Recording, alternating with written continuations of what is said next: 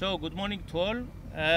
Cyprus Civil Defense is running this, with other services, is running this logistical hub here in Larnaca with the funding of the Union Civil Protection Mechanism.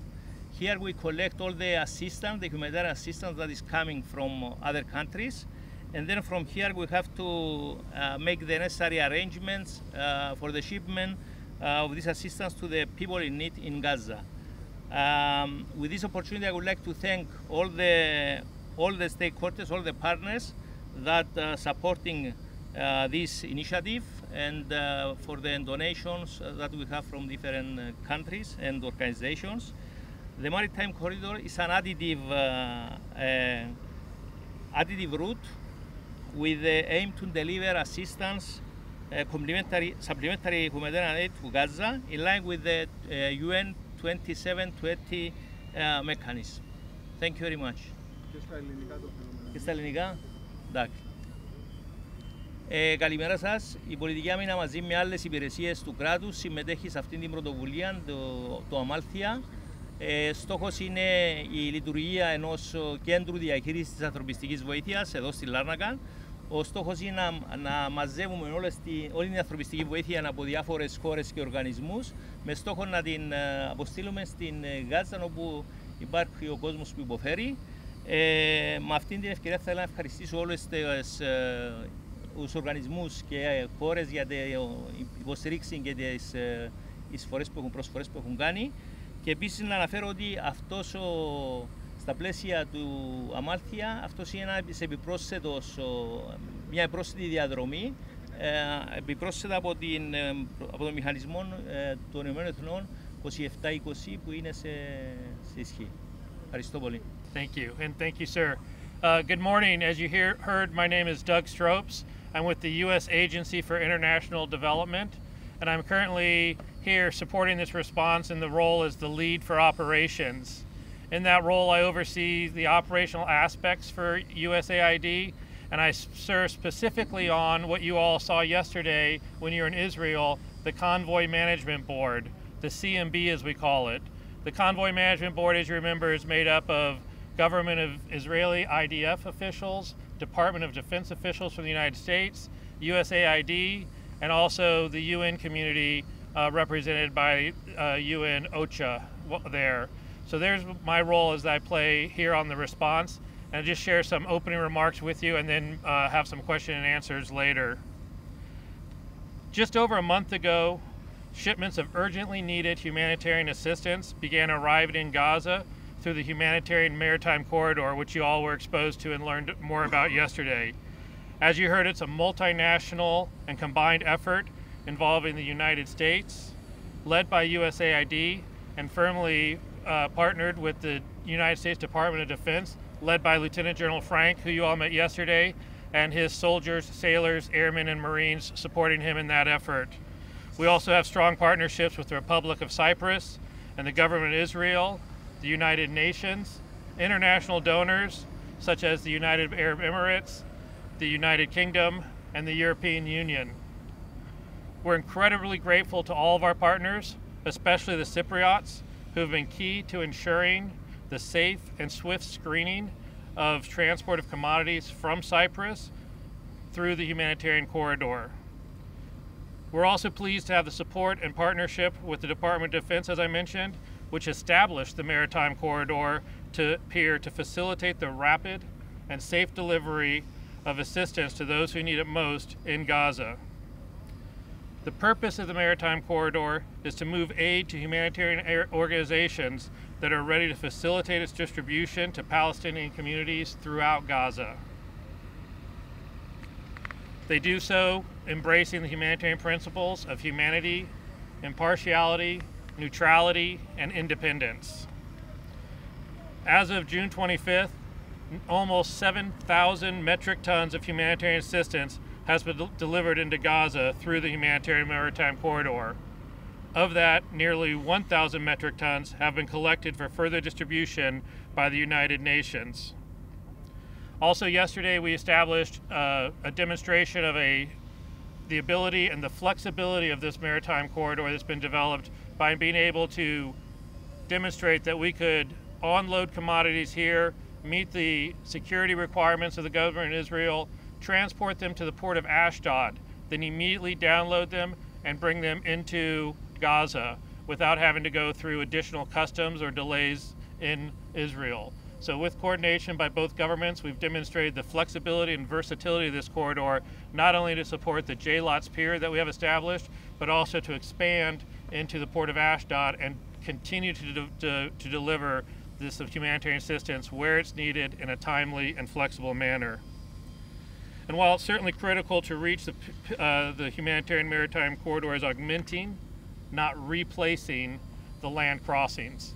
That cannot be overemphasized, that the humanitarian corridor, with all of its flexibility, will never be able to replace or even substitute the vitally needed land crossings that must be reopened. And let me be clear, it's the security conditions across Gaza that must be improved in order to help the people of Gaza. We must focus on the peaceful resolution of the conflict to enable a security environment that allows the humanitarian commodities that are available now to be distributed and put into the hands and the mouths of those who need them at this moment.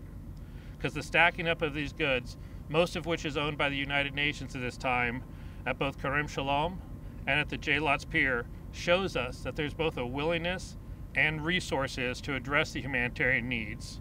And the UN is continuing to work around the clock to get this life-saving assistance where it needs to go. They continue to focus on how they can get it from these crossings, from these holding areas, to the communities and the individuals that need that, and are working tirelessly to do so. What is lacking and challenging the United Nations and other humanitarian actors is the lack of an operating environment where they're able to effectively utilize all of these resources that have been made available. We will continue to do everything that we can to press for expedited and predictable land crossings, supplemented by this maritime corridor we'll be highlighting today. In order to make all this possible, humanitarian agencies who have lost over 270 staff in this war, we need to be able to give them an environment where they can safely deliver. In my experiences in over 15 years working in this field, I've worked in challenging situations in northern Ethiopia, Sudan, Democratic Republic of the Congo, Venezuela, and Haiti. And I've never seen a more challenging or complex environment for the humanitarian community to work. Humanitarians answer the call. Similar to first responders and militaries around the world, they run toward the sound of danger. They run towards where those needs are and try to figure out how they can help those most vulnerable when they need it. So we need to help augment and create an environment that our humanitarians can work in this space without being targeted, injured, or killed. And this crisis continues to present daily challenges within Gaza. There's fighting between Israel and Hamas, there's checkpoints, and there's growing lawlessness in the area that prevents the safe distribution or transport of aid within the region.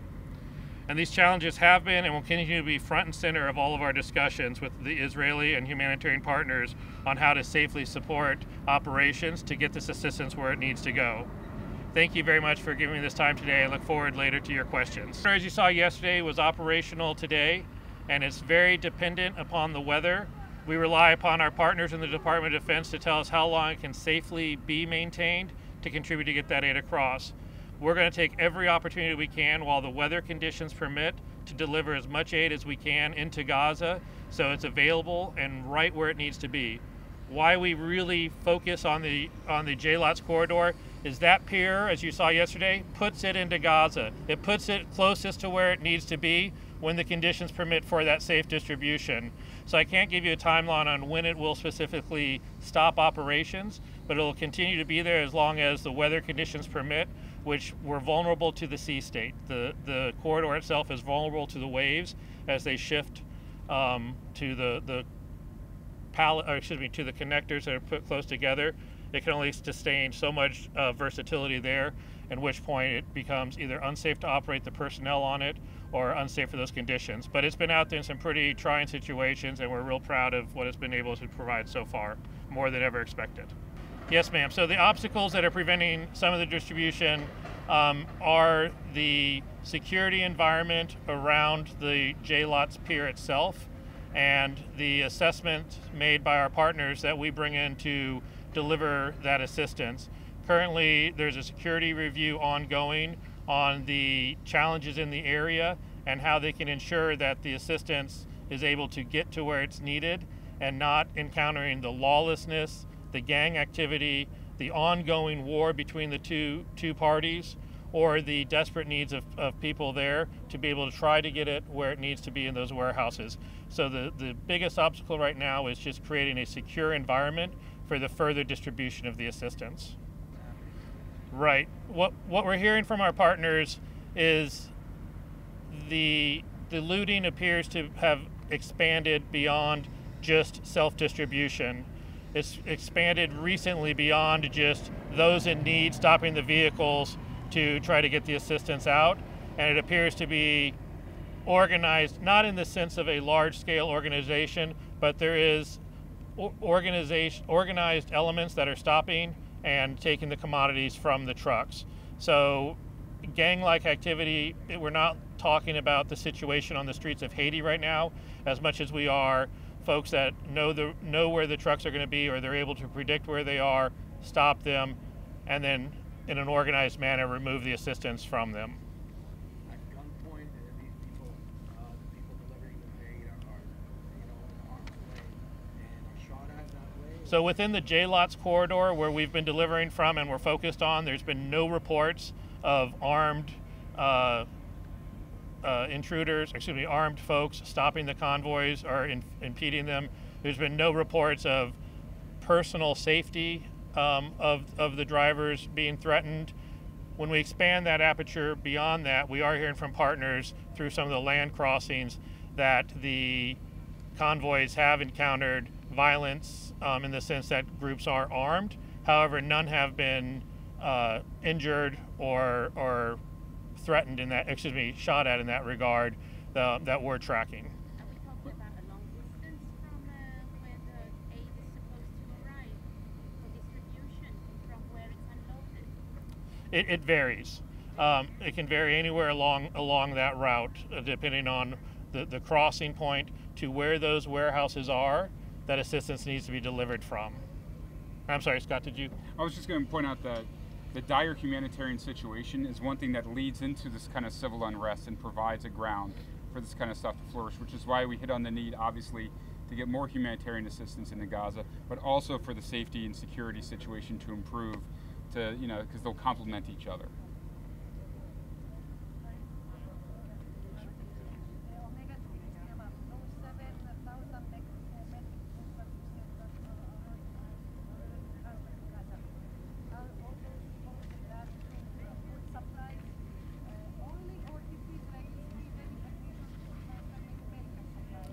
So there's been no restrictions on the variety of commodities that can be imported. A majority of the assistance that's currently awaiting to be picked up is food supplies, because that is the greatest need at the moment. However, there are commodities there also to address medical needs, to address shelters. There are tents and repair kits there. So there is quite a variety of assistance that is ready to be distributed and that has been distributed to date through all of the various crossings, including J-Lots. What's the daily need of the people of Gaza relative to what's getting there through J-Lots?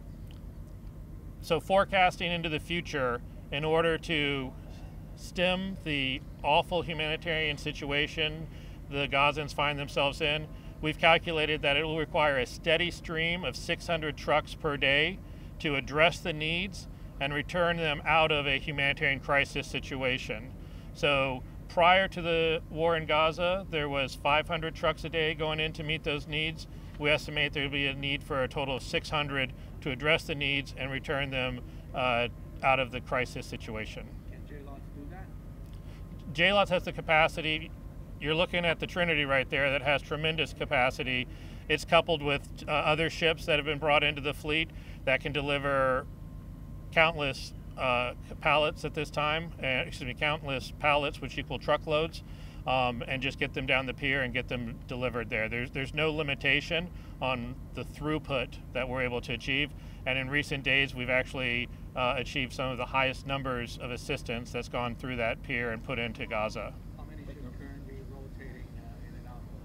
Maybe I'll defer to General Frank on how many ships we currently have available to the process. But can we add though, overland trucking is the best way to get the most assistance to people in need in Gaza, and we're working with the government of Israel and others to try to facilitate that flow of overland trucks. It's the best way to get assistance at scale to people who need it. So JLOTS is additive. It was always perceived as in addition to overland trucks. We were looking at all methods of transportation, but in the short, medium, and long term, the overland trucking is what is needed most to address those needs.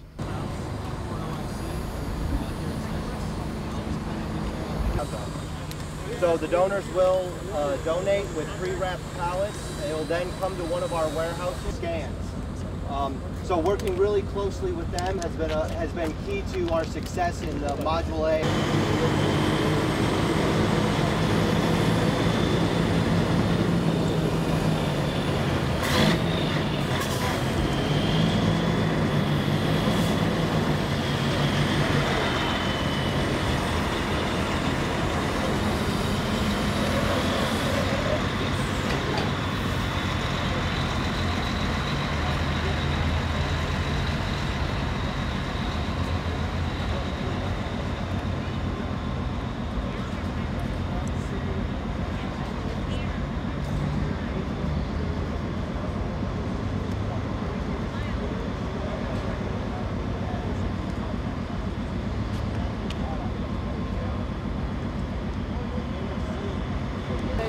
Anything from bags of flour, which you'll see on these non-military vehicles, are pallets of flour, as well as different canned goods